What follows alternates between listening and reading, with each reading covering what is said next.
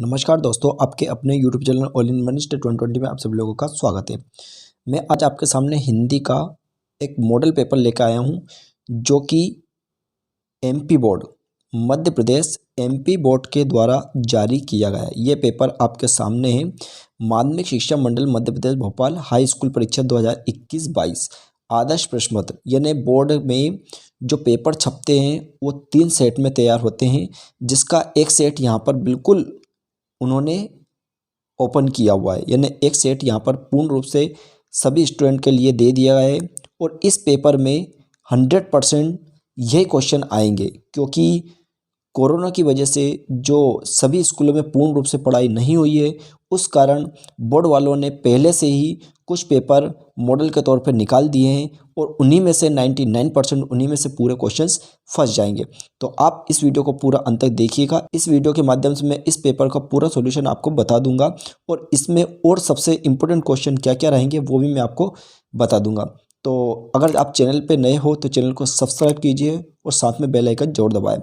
और bell icon दबाने के बाद ऑल पर प्रेस करें, यानी ऑल पर सेट कर ले, ताकि जब भी मैं कोई न्यू वीडियो अपलोड करूँ तो उसकी नोटिफिकेशन सबसे पहले आपके पास पहुंच जाए। तो चलिएगा, इस वीडियो को हम स्टार्ट करते हैं।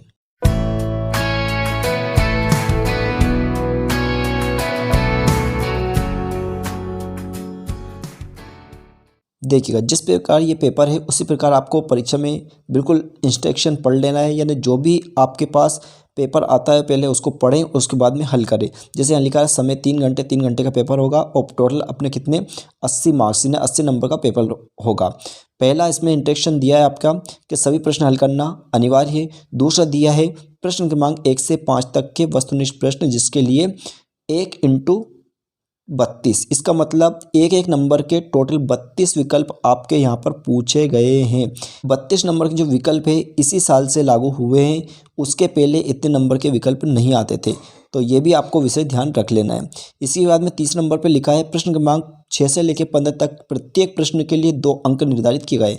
यानी अगर हम देखें प्रश्न क्रमांक 6 से 15 तक 2-2 अंक के हमारे क्वेश्चन आंसर लिखने को रहेंगे, 2-2 अंक के रहेंगे और उनकी शब्द सीमा कितनी 30।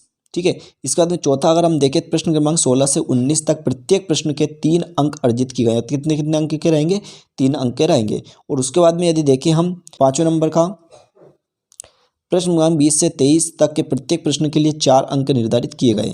यानी इसका मतलब पूरे पेपर में 4 नंबर से ज़्यादा का अधिक कोई क्वेश्चन नहीं आएगा। इस बात का आपको विशेष ध्यान रखना है और उसी टाइप से आपको तैयारी कर लेना है। तो देखते हैं हम पहला क्वेश्चन सही विकल्प का क्या है। देखिए, पहला क्वेश्चन आता है आ नंबर का, भक्ति काल की कृष्ण भक्ति धारा के प्रवर्तक कौन है? 4 विकल्प आपके सामने है, तो इसमें से सही आंसर है आपका सेकंड नंबर का। सेकंड नंबर का बिल्कुल राइट आंसर है महाप्रभु वल्लभाचार्य, इसका आंसर सही है। ठीक है। इसके बाद में सेकंड क्वेश्चन है बा नंबर का, निबंध के प्रमुख तत्व लिखिए। तो निबंध के होते हैं 6 तत्व। कितने तत्व होते हैं? 6 तत्व होते हैं, इसका राइट आंसर है। फिर इसके बाद में अगला क्वेश्चन हम देखें कि हिंदी का पहला आंचलिक उपन्यास माना जाता है। देखिएगा, इसमें सबका अलग अलग टाइप से आंसर बताया गया है, लेकिन हिंदी का जो प्रथम यानी पहला जो उपन्यास है वो देहाती दुनिया है। कौन सा है? देहाती दुनिया ने सेकंड नंबर का इसका राइट आंसर है। ठीक है। इसके बाद अगला आता है द नंबर का, काव्य के भेद बताइए। तो काव्य के कितने भेद होते हैं? तो सेकंड नंबर का बिल्कुल राइट आंसर है काव्य के 2 भेद होते हैं, एक दृश्य काव्य होता है, एक श्रव्य काव्य होता है। ठीक है। इसके बाद अगला क्वेश्चन अगर देखें कि रस के अंग होते हैं, तो रस के कितने 4 अंग होते हैं। रस के कितने 4 अंग होते हैं? ये बिल्कुल राइट आंसर आपके स्थायी भाव, विभाव, अनुभाव और संचारी भाव। अगला है समास के भेद होते हैं। समास के भेद यानी समास कितने प्रकार के होते हैं, मतलब भेद और प्रकार बात एक ही है। तो समास होते हैं 6 प्रकार के। कितने प्रकार के? 6, यानी इसका चौथा बिल्कुल राइट आंसर। ठीक है। अब देखते हैं हम इसके रिक्त स्थान खालिस्तान कैसे आए। देखिए, खालिस्तान है यहाँ कितने 7 और सभी 1-1 नंबर के दिए हुए हैं। तो पहला खालिस्तान हमारा आता है कि छायावाद के प्रमुख आधार और खालिस्तान दिया हुआ है। तो 2 हमारे पास विकल्प दिए, नागार्जुन और जयशंकर प्रसाद। तो इसमें से सही आंसर रहेगा आपका जयशंकर प्रसाद। क्या लगाना है आपको? जयशंकर प्रसाद। ब नंबर का है सूरदास का जन्म सन खालिस्तान में माना जाता है, मतलब सूरदास जी का जन्म कौन से सन में माना जाता है। तो इसका सही आंसर है आपका 1478 ईस्वी, ये वाला बिल्कुल राइट आंसर है। इसके बाद अगला आता है स नंबर का सूरज कब निकलेगा यह रचना खालिस्तान की है, यानी सूरज कब निकले यह रचना किसकी है, मतलब किसने लिखा है इसको। तो इसका सही आंसर है स्वयं प्रकाश। किसने लिखा है? स्वयं प्रकाश ने लिखा है। फिर इसके बाद में द नंबर का आता है जॉर्ज पंचम की नाक की रक्षा के लिए खालिस्तान तैनात कर दिए गए थे। तो दो विकल्प हमारे सामने दिए हुए हैं, तो इसमें से पहला बिल्कुल राइट आपका हथियारबंद पहरेदार, ये बिल्कुल राइट आंसर है। ठीक है, इसके बाद में खालिस्तान सबसे पहले एक महाकाव्य है, यानी इन दो में से जैसे पंचवटी साकेत, इसमें से महाकाव्य कौन सा है? तो इसमें सही आंसर है आपका साकेत, साकेत महाकाव्य, जबकि पंचवटी जो है वो खंड काव्य है। ठीक है, तो ये इसके बाद में फिर देखते हैं आगे। और अगला है अंधों में कान्हा राजा लोकोक्ति का अर्थ खालिस्तान है। तो इसका सही आंसर है मूर्खों में अल्पज्ञ ज्ञानी। कौन सा सही है? मूर्खों में अल्पज्ञ ज्ञानी, उसको कहते हैं अंधों में कान्हा राजा।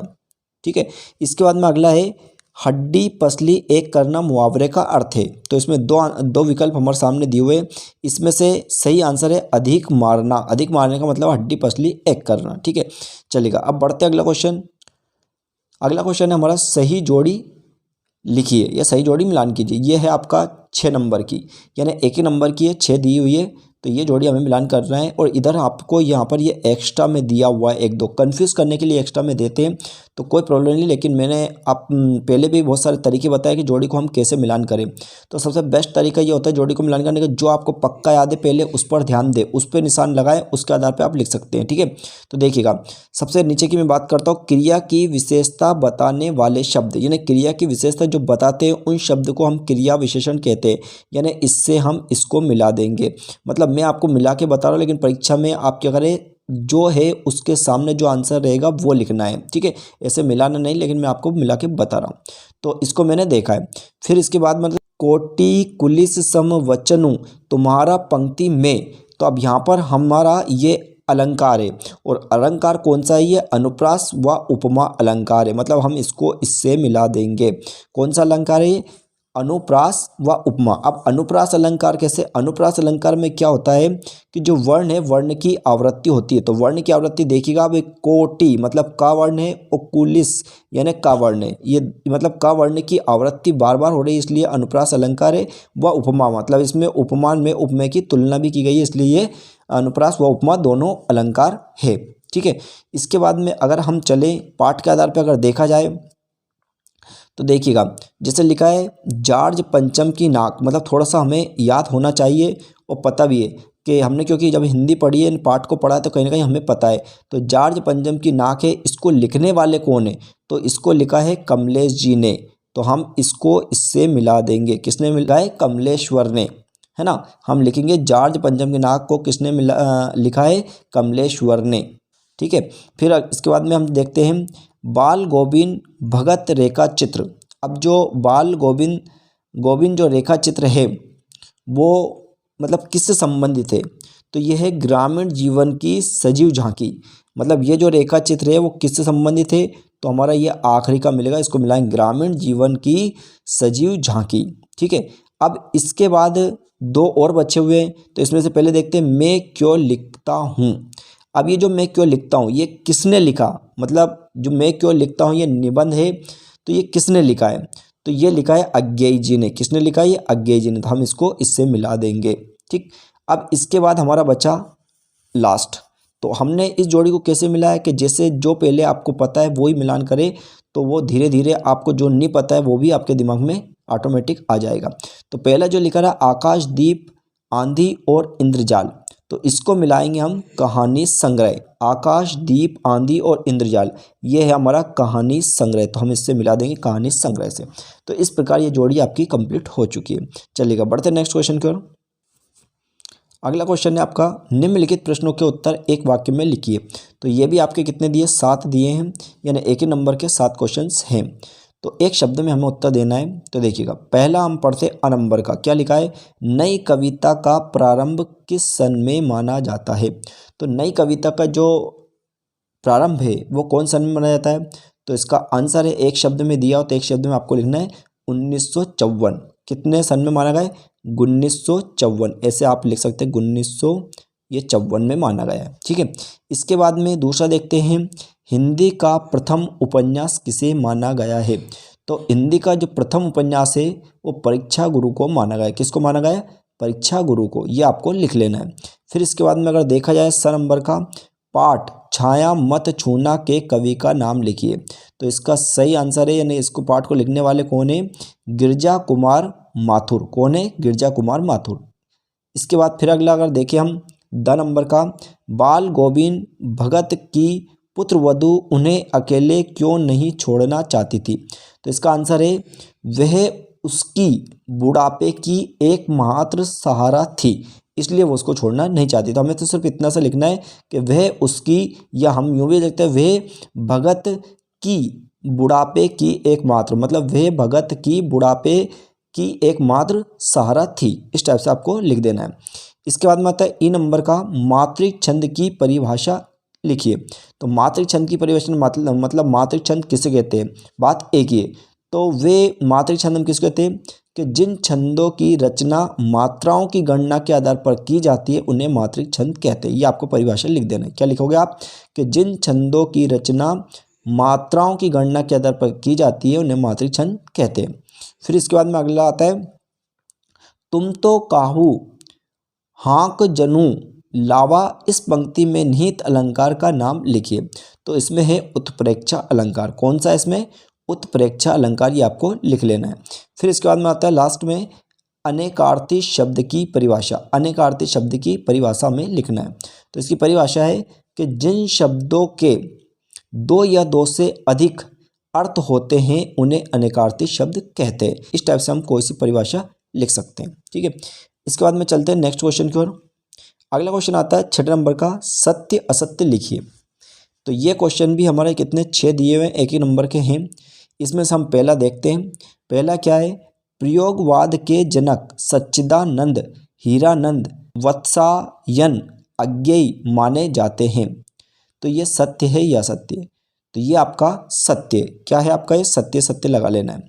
फिर इसके बाद में दूसरा देखिए क्या है, नाटक विधा में अभिनय तत्व को सम्मिलित किया गया है। तो ये भी क्या आपका सत्य, ये आपको सत्य कर लेना है।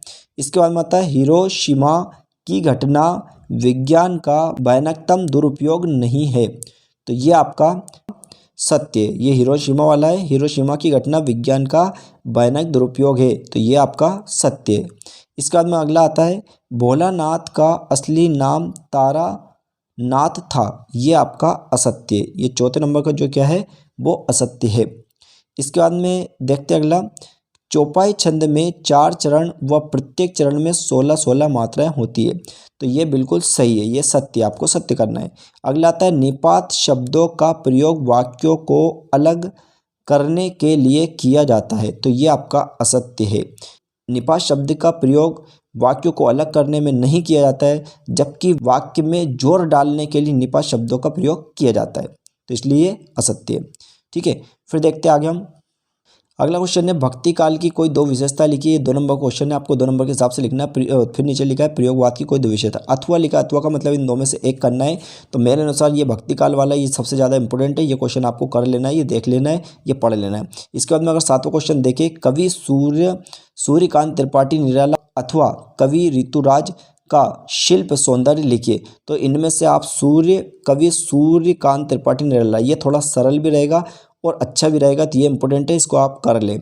इसके बाद अगला क्वेश्चन अगर देखिए, लक्ष्मण ने वीर योद्धा की क्या क्या विशेषताएं बताइए, कोई 2 विशेषताएं लिखिए। और नीचे अथवा फिर लिखा है, कवि आत्मकथा लिखने से क्यों बचना चाहता है। तो दोनों सरल है, लेकिन अगर देखा जाए तो ये ऊपर वाला बहुत इंपॉर्टेंट क्वेश्चन, लक्ष्मण ने वीर योद्धा की क्या क्या विशेषता है, बहुत ज़्यादा इंपॉर्टेंट है ये क्वेश्चन। इसके बाद फिर अगला देखा 9वां क्वेश्चन कि वीर रस की परिभाषा उदाहरण से लिखिए, अथवा महाकाव्य किसे कहते हैं और किसी एक महाकाव्य का नाम लिखिए। ये दोनों क्वेश्चन वेरी वेरी इंपॉर्टेंट है, मतलब इनमें से एक क्वेश्चन तो फाइनली आएगा, तो आप इसको अच्छे से कर ले। 10वां क्वेश्चन अगर देखा जाए, 10वां क्वेश्चन है, दोहा छंद की परिभाषा उदाहरण सहित लिखिए, अथवा फिर लिखा है मानवीकरण अलंकार की परिभाषा उदाहरण सहित। तो यहाँ पर आप ध्यान दें, मानवीकरण अलंकार और इसी प्रकार का एक और है पुनरुक्ति प्रकाश अलंकार। इन दो में से एक अलंकार तो 100% आएगा। तो आप ये अच्छे से कर ले। और ध्रुवचंद की परिभाषा बिल्कुल सरल है, आप इसको भी कर ले, दोनों इंपॉर्टेंट क्वेश्चन है। इसके बाद अगला देखा 11वां क्वेश्चन है, कहानी की परिभाषा लिखिए एवं प्रेमचंद की कोई दो कहानियों के नाम लिखिए। अथवा करके दे रखा, आत्मकथा विधा का परिचय लिखते हुए एक लेखक का नाम व उसकी एक एक रचना। तो कहानी की परिभाषा ये इंपॉर्टेंट क्वेश्चन है, आप इसको अच्छे मतलब करना, दोनों कर सकते हैं, लेकिन जो सबसे ज़्यादा इंपॉर्टेंट है मेरे अनुसार वो मैं आपको बता रहा हूँ। तो कहानी की परिभाषा वाला सबसे ज़्यादा इंपॉर्टेंट क्वेश्चन है, ठीक है। फिर इसके बाद देख ले अगला क्वेश्चन 12वां, लेखक स्वयं प्रकाश अथवा लेखिका मन्नू भंडारी की कोई दो भाषागत विशेषताएं लिखिए। तो इसमें स्वयं प्रकाश वाला सबसे ज़्यादा इंपॉर्टेंट है ना। जबकि अथवा करके दिया, इसका मतलब हमें दो ही में से एक करना है। तो आप चाहे तो स्वयं प्रकाश वाला करें या लेखिका मन्नू भंडारी वाला करें, कोई सा भी कर सकते हैं। इसके बाद अगला क्वेश्चन देखिए 13वें नंबर का, एक कहानी यह भी आत्मकथ्य में लेखिका के पिता ने रसोई को भटियार खाना कहकर क्यों संबोधित किया। ये बहुत इंपॉर्टेंट क्वेश्चन है, ये 100% क्वेश्चन आएगा, इस क्वेश्चन को आप अच्छे से कर ले। और अथवा में दे रखा, वास्तविक अर्थों में संस्कृत व्यक्ति किसे कहते हैं, ये भी IMP क्वेश्चन है। इन दो में से एक क्वेश्चन बिल्कुल 100% परीक्षा में आएगा। मतलब जो बोर्ड वालों ने जो पेपर ये निकाले हैं वो काफ़ी ज़्यादा इंपॉर्टेंट है। अगर ये पेपर पूरा याद कर लेते हो आप, तो गारंटी से आप मिनिमम 40 नंबर आराम से ला सकते हैं, तो इसी टाइप से उन्होंने पेपर निकाला है। इसके बाद में फिर अगर देखें इसमें अगला क्वेश्चन 14, निपात शब्द की परिभाषा उदाहरण से लिखिए। इसके बाद में अथवा लिखा है, इसके नाम समास के प्रकारों के नाम लिखिए। तो निपात वाला है, ये वेरी इंपॉर्टेंट है 2022 की परीक्षा के लिए, वेरी वेरी इंपॉर्टेंट, क्योंकि नया क्वेश्चन है, कोर्स में नया जुड़ा है शब्द निपात, इसलिए सबसे ज़्यादा इंपॉर्टेंट क्वेश्चन ये क्वेश्चन तो आएगा, आप लिख लो। इसके बाद में अगर 15वां क्वेश्चन देखा, लेखक ने अपने आप को हिरोशिमा के विस्फोट का भोक्ता कब और किस तरह महसूस किया। फिर अथवा करके लिखा है, जॉर्ज पंचम की नाक को पुनः लगाने के लिए मूर्तिकार ने क्या क्या यत्न किए। ये भी बहुत इंपॉर्टेंट क्वेश्चन है, ये बहुत बिल्कुल IMP, आप इसको कर ले। दोनों क्वेश्चन बहुत शानदार है, दो में से एक क्वेश्चन बिल्कुल आएगा। फिर बढ़ते हम आगे, अगला क्वेश्चन है, महाकाव्य एवं खंड काव्य में कोई तीन अंतर। फिर अथवा देखा है, स्थायी भाव एवं संचयी भाव। ये दो क्वेश्चन भी वेरी वेरी IMP है, इनमें से एक क्वेश्चन बिल्कुल 100% परीक्षा में आना है। हो सकता है दोनों आ जाए, लेकिन एक तो निश्चित आएगा। इसके बाद में 17वां क्वेश्चन देखें, मुहावरे एवं लोकोक्ति में कोई तीन अंतर लिखिए। फिर अथवा लिखा है, विज्ञापन लेखन एवं सूचना लेखन में कोई तीन अंतर। तो ये दोनों भी वेरी इंपॉर्टेंट और इस साल के लिए दोनों नए क्वेश्चन हैं। 10th क्लास में इससे पहले ये दोनों क्वेश्चन कभी नहीं पूछे गए, कम से कम 15 साल का रिकॉर्ड मेरे पास है, इसके पहले कभी नहीं पूछे गए। तो इसलिए ये इस सत्र के लिए बिल्कुल इंपॉर्टेंट क्वेश्चन है, आप दोनों को कर ले, दोनों में से एक निश्चित आएगा। अगला क्वेश्चन है क्वेश्चन नंबर 18, अपठित गद्यांश अथवा अपठित काव्यांश को पढ़कर नीचे लिखे प्रश्नों के उत्तर लिखिए। यानी एक आपको अपठित गद्यांश दिया है, एक अपठित काव्यांश दिया है, दोनों को पढ़कर नीचे कुछ प्रश्न लिखे हुए, उनके आपको आंसर लिखना है। तो पहला ये जो गद्यांश दिया है अपठित गद्यांश, इसमें 3 क्वेश्चन उन्होंने लिखे हैं, तीनों को आपको पढ़ लेना है। इसमें से कुछ क्वेश्चन जो क्वेश्चन है उसका आंसर इसमें से मिल जाएगा और उसमें छांट कर लिख लेना है।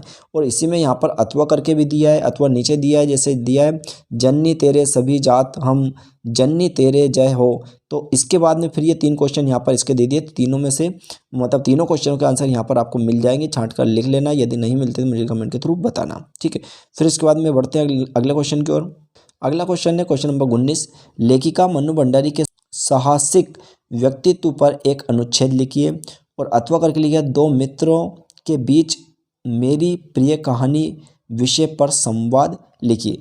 ये जो अनुच्छेद लिखा है और एक ये संवाद, ये गारंटी से ये प्रश्न परीक्षा में आएगा। मैं आपसे बार बार बोल रहा हूँ, ये प्रश्न पत्र काफ़ी ज़्यादा इम्पोर्टेंट है, जो बोर्ड MP बोर्ड के द्वारा निकाला गया है। तो ये आप अनुच्छेद और एक संवाद, ये आप निश्चित कर ले, या तो अनुच्छेद या संवाद, क्योंकि अथवा आएगा, दोनों को अथवा में पूछा जाएगा, या तो अनुच्छेद या संवाद। तो दो में से कोई सा भी एक करे, लेकिन करना जरूरी है, और ये 3 नंबर का आएगा, ठीक। फिर देखते हैं अगला क्वेश्चन। अगला क्वेश्चन है क्वेश्चन नंबर 20, निम्नलिखित पद्यांश का संदर्भ प्रसंग सहित भावार्थ लिखिए। तो आपको पता है संदर्भ प्रसंग जो पहले से बहुत पहले से आते चले आ रहे हैं, तो कोई दिक्कत नहीं, आप इसको पढ़ें और जिस पाठ का उसका संदर्भ प्रसंग लिखकर उसकी व्याख्यांश मतलब उसका अर्थ कर दे, फिर अथवा करके फिर एक और यहाँ पर दिया है, तो आपको दोनों में से कोई सा एक करना है, जो आपको सरल लगता है, जिसका अर्थ आपको अच्छे से आता है उसको आपको करना है। ये नंबर 4 का है। कितने नंबर का दिया है? 4 नंबर का। फिर देखते हैं अगला क्वेश्चन। अगला है किस नंबर क्वेश्चन, निम्नलिखित गद्यांश की संदर्भ प्रसंग सहित व्याख्या कीजिए। ये आपका 4 नंबर का आपको पढ़ लेना। मूर्ति संगमरमर की थी, टोपी की नोक से, है ना, यानी मूर्ति संगमरमर की थी। इस टाइप से ये आपका पूरा गद्यांश लिखा हुआ है और उसके अथवा में एक और गद्यांश यहाँ पर लिखा हुआ है। तो इस दोनों को आपको पढ़ लेना, दो में से कोई सा एक करना रहेगा। और ये प्रश्न गद्यांश वाला है तो निश्चित आएगा सही, और ये 4 नंबर का है। फिर देखते हैं अगला क्वेश्चन। क्वेश्चन नंबर 22वां लिखा रहा है, मान लीजिए आपकी कक्षा 10वीं की अंक सूची की मूल प्रति गुम हो गई है। सचिव माध्यमिक शिक्षा मंडल मध्य प्रदेश भोपाल को आवेदन पत्र लिखकर अंक सूची की द्वितीय प्रति प्राप्त करने के लिए आवेदन पत्र लिखिए। ये 4 नंबर का है और इसी में अथवा यहाँ पर लिखा हुआ है, आपकी शैक्षिक प्रगति से अवगत कराने हेतु पिताजी को पत्र लिखिए। तो सबसे ज़्यादा इंपॉर्टेंट ये आपका ऊपर का रहेगा, यानी क्वेश्चन मान लीजिए आपकी मतलब कक्षा 10वीं की जो अंक सूची जो गुम हो जाती है, तो माध्यमिक शिक्षा मंडल मध्य प्रदेश भोपाल को हमें एक आवेदन पत्र लिखना है जिसमें हमारी मार्कशीट की द्वितीय प्रति हमें प्राप्त हो जाए। ये बहुत ही ज़्यादा इंपॉर्टेंट है, जो लगभग हर साल पूछा जाता है, तो आप इसको अच्छे से कर ले। और लास्ट क्वेश्चन है आपका क्वेश्चन नंबर 23, जो लिखा है, निम्नलिखित विषयों में से किसी एक विषय पर रूपरेखा सहित निबंध लिखिए। आप थोड़ा सा ध्यान दें, ये सिर्फ 4 नंबर का है।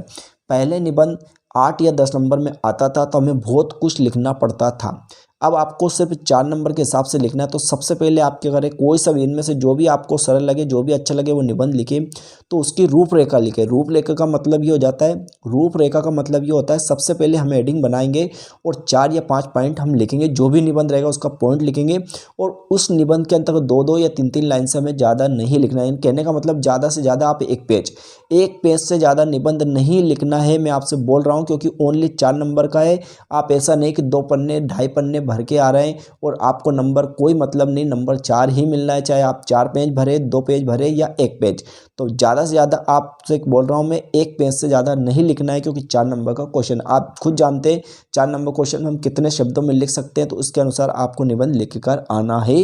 ज़्यादा निबंध नहीं लिखना है, ना ज़्यादा याद करना है। यानी जो आप मेन पॉइंट लिखेंगे, यानी जो निबंध की रूपरेखा आप लिखेंगे, बस उन्हीं पॉइंटों में अंदर 2 या 3 लाइन से ज़्यादा नहीं लिखने की आवश्यकता है। इस टाइप से पेपर मैंने यहाँ पर मेरे अनुसार कुछ सॉल्व करने का प्रयास किया है। यदि आपको ये वीडियो पसंद आया है, यदि आपको ये पेपर अच्छा लगा है, तो इस वीडियो को अपने दोस्तों से जरूर शेयर कीजिएगा, ताकि वो भी परीक्षा में अच्छे मार्क्स ला सके। और आप चाहते हैं परीक्षा में हम कैसे लिखें, परीक्षा में हम किस प्रकार लिख के आएँ तो हमारे अच्छे अंक प्राप्त हो, या हम बोर्ड की कॉपी में किस टाइप से हम लिखें, ये सब तरीके अगर समझना है तो मैं इसका पिछला वीडियो बना चुका हूँ। यदि आपने उस वीडियो को नहीं देखा है तो जो वीडियो आप देख रहे हैं इसके डिस्क्रिप्शन बॉक्स में मैं लिंक दूंगा, आप वहाँ जाकर देख सकते हैं। मैंने बोर्ड की कॉपी में कैसे लिखा जाता है वो सभी तरीके वहाँ पर बता दिए, और उसमें क्या क्या आप गलती करते हैं और क्या क्या किन किन बातों को आपको ध्यान रखना है, वो सभी बातों की चर्चा मैंने उस वीडियो के माध्यम से की है। तो मैं डिस्क्रिप्शन में लिंक दूंगा, आप वहां जाकर देख सकते हैं। और ये वीडियो को आप ज़्यादा जरूर शेयर कीजिएगा। तो पूरा वीडियो देखने के लिए थैंक यू सो मच।